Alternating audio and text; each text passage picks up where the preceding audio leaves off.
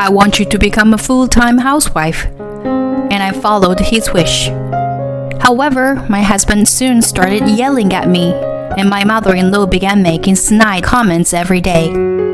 If I made even a slightly unhappy face, they would yell at me to leave the house. One day, I was abandoned on a dark mountain alone, and I thought, this could be it, the end of my life. Just as I was losing hope, a knight in shining armor appeared before my eyes, as if in a dream. My name is Whitney, a housewife in my 30s. I used to work as a regular employee like everyone else before becoming a full-time housewife after marrying my husband Brent.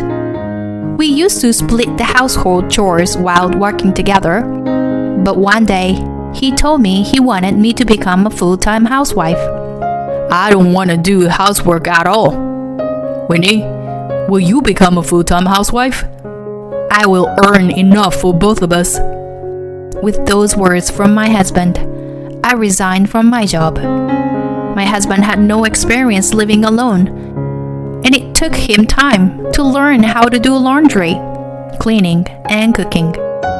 I thought it was okay for him to take time to adjust, since no one is perfect from the start. However, my husband seemed to have no intention of doing any housework at all. I was anxious about quitting my job, but I thought we could eventually have children, so I decided to focus on housework as my husband wished. At first, my husband was grateful to me, and I was happy to do housework for him.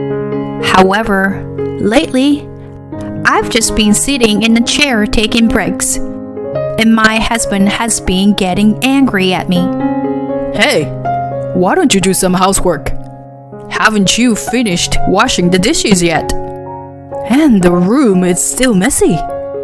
And so he began to nitpick and complain about everything. Being a housewife must be easy. You probably just laze around and take naps during the day, right? His constant complaints began to wear on me, and I became fed up. Then I will quit being a housewife and get a job. Let's go back to sharing the household chores like we used to do. Even though I suggested that, my husband only responded with harsh words. Didn't I tell you that I will never do housework? Who do you think you are? Who do you think supports our living expenses? Working at a company is certainly difficult, but being a housewife is not easy either. He promised me that he would earn enough for both of us, but our income has remained stagnant for the past 5 years. I wasn't even given any money to manage because my husband believed that nothing good would come from giving money to a housewife. Every day, I was criticized and berated as a useless person and was forced to obey him. Over the years, my way of thinking became distorted. My husband is just trying to help me by pointing out my flaws. It's all my fault that I can't do the housework perfectly. Looking back now, I think I was completely brainwashed. But at that time, since I had little interaction with the outside world, and my husband was everything to me in our small household, I didn't realize what was happening. Then one day, my husband came home from work and made a sudden announcement. We're moving next month, so start preparing. My husband bought a new house without even consulting me. Wait, you bought a house without telling me? What? I don't need to consult you about it. You're just living under my roof. My husband continued and dropped another bombshell. My mother will also be living with us in the new house. This made me feel even more confused and shaken. I dislike my mother-in-law and only saw her a few times a year since she lived far away. However, during those short visits, She would bully me and say hurtful things about my personality. Wait! You said we weren't going to live with her. I protested, but my husband didn't care at all. The situation has changed, so just do as I say. Don't order me around and shut up. I didn't become a housewife because I wanted to. I did it because you asked me to. I wanted to retort like that, but when my husband shouted, my body froze and I couldn't say anything. Without being convinced, we moved to our new home.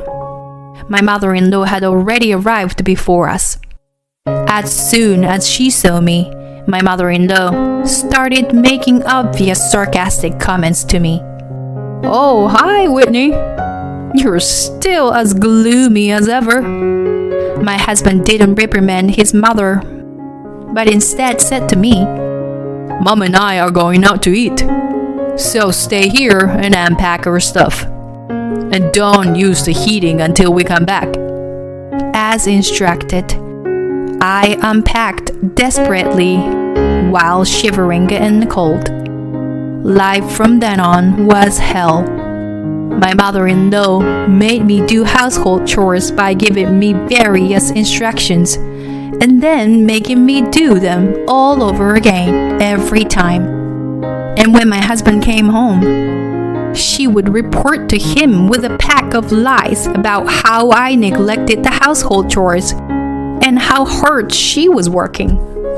Heather made me do all the housework again today. And not only that, she criticized my cooking and yelled at me. It was really scary. My mother-in-law's eyes filled with tears and she appealed to my husband. My husband believed everything his mother said and started verbally attacking me. How could you do this to my mother? No, I never said anything like that. Everything she just said was what your mother did to me. I couldn't stay quiet, so I desperately tried to argue back, but my body was trembling. My husband patted his mother's back and glared at me. Shut up! You made my mom cry like this. Who do you think has been supporting you all this time, huh? Then my husband yelled at me and grabbed my arm, dragging me out of the house. He ordered me to get into the car and forced me into the passenger seat. In the back seat, my mother-in-law was inexplicably beaming with joy. As my husband drove away from the town, we left the city behind us. Where are we going? I asked, but my husband ignoring me the whole time. We must have driven for at least 2 hours. When I realized, the car suddenly stopped in the middle of a dark mountain. Get out. Huh? I asked, not understanding my husband's words. I'm telling you to get out. Why are you doing this? In a place like this? Shut up.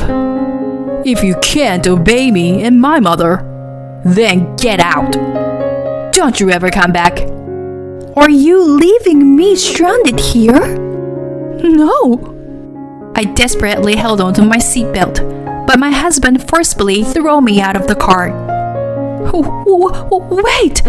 Don't leave me here! Please! Please! My husband and mother-in-law watched me scream in desperation, with grins on their faces from inside the car.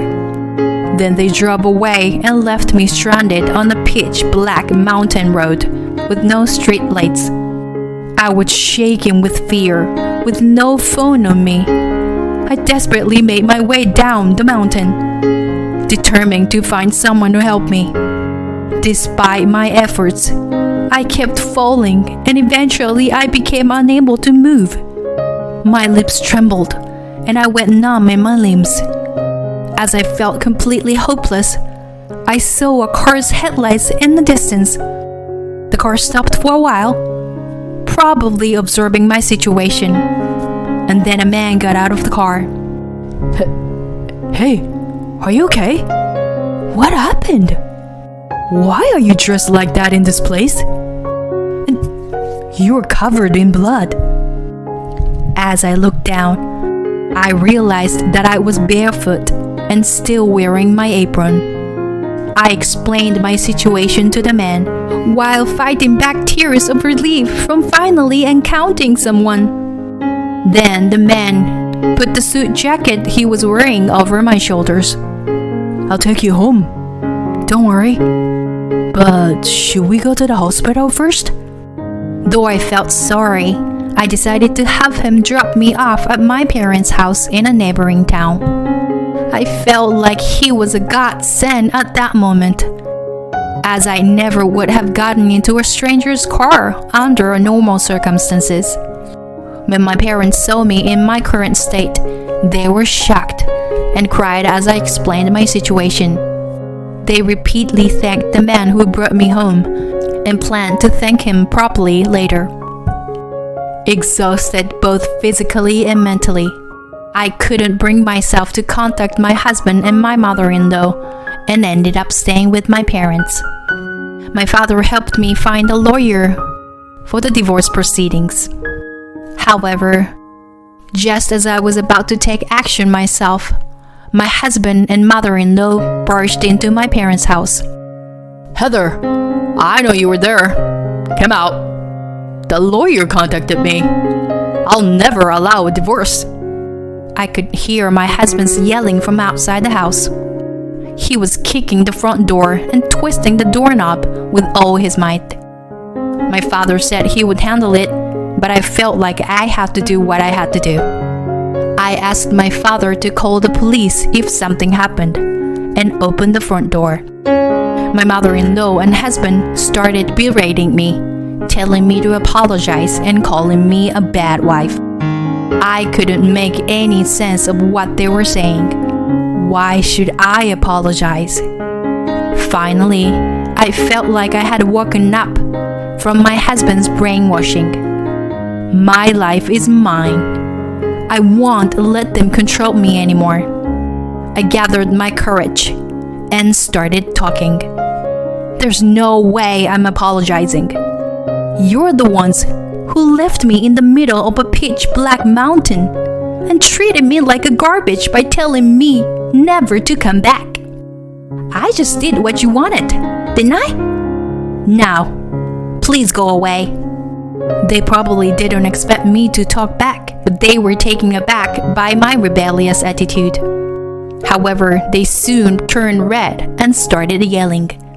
Who do you think you are? I'm your husband, damn it. That's right. You were just someone being supported by my son. You were nothing. It's no use trying to reason with these two people who were making a fuss. Then, someone tapped me on the shoulder from behind. It's quite noisy here, isn't it? When I turned around, Robert was there. Yes, he was the man who helped me that day, even though we were complete strangers. Today, we were having a meal with him as a way of thanking him for his kindness. Suddenly, he popped his head out of the front door and said, "Keep it down. You don't want to disturb the neighbors." Then, upon saying that, Robert looked at my husband and said, "Isn't that you, Brent?" I was surprised to hear him say my husband's name, but my husband was even more taken aback. "What are you doing here? Why are you?" My husband pointed at Robert and stuttered. You're the company president." My mother-in-law looked at him with an incredulous expression. I see. I've always wondered what kind of person would leave his wife in the middle of the mountain like that. I never would have guessed it was you, Brent. Robert looked at my husband with a difficult expression. My husband was speechless and Robert continued. This is not something that can be dismissed as a joke. My husband and mother-in-law fell silent at the sharpness of his tone. With one wrong move, it could have been a matter of life and death. Robert continued with a harsh voice. What were you thinking? Leaving your wife stranded in the middle of such a dark mountain? That was just a joke. Or rather, a lesson, or... My husband was sweating profusely on his forehead and stammering excuses. Upon seeing this, Robert let out a big sigh. Silence! Enough! You need to take responsibility for your actions. Brent, your work attitude and performance also has been a problem for quite some time now. I can't have someone like you at my company. I'm sorry. I never should have done something like that, so... No, you're fired. You don't have to come to the office anymore. Upon this sudden announcement, my husband trembled with a pale face. Are you kidding me? And what's up with the president being here in the first place? You guys are cheating on me, aren't you? That's right. You two were secretly meeting up and trying to set me up, right? Yes, that's right. You two are cheating on him. Pay us compensation. As even the man who saved my life was being blamed, I couldn't help but feel my blood boil. Enough already! Shame on you both! Don't you dare show your faces again! Get out of here! Right now! With an expression I had never shown before, I yelled at my husband and mother-in-law as they left. Whoa, Whitney! That was an amazing voice you have there. You can do it if you try. As he said that, Robert laughed and applauded. I felt a mixture of embarrassment and joy, and blushed as a result. Our interaction continued after that day. My husband, who had not come to work since then, ended up resigning on his own without being fired. His industry is relatively small, and rumors have spread that he is that kind of person who would abandon his wife and leave her behind, making it difficult for him to find a new job. Naturally, he had to sell the newly built house that he bought to live with my mother-in-law, as the loan repayments were delayed. Now he lives with his mother in a small, run-down apartment. I formally divorced him and now live alone near my parents' house. Today, Robert is coming to my house. I don't know what he likes about me, but he has been good to me since that instant. I am attracted not only the fact that he saved my life, but also to his kindness and sincerity. Today is our first dinner date, and I am waiting for him while making roast beef, which was his request. It is the beginning of a new life. We will be happier together from now on, nurturing this happiness we found after those difficult days.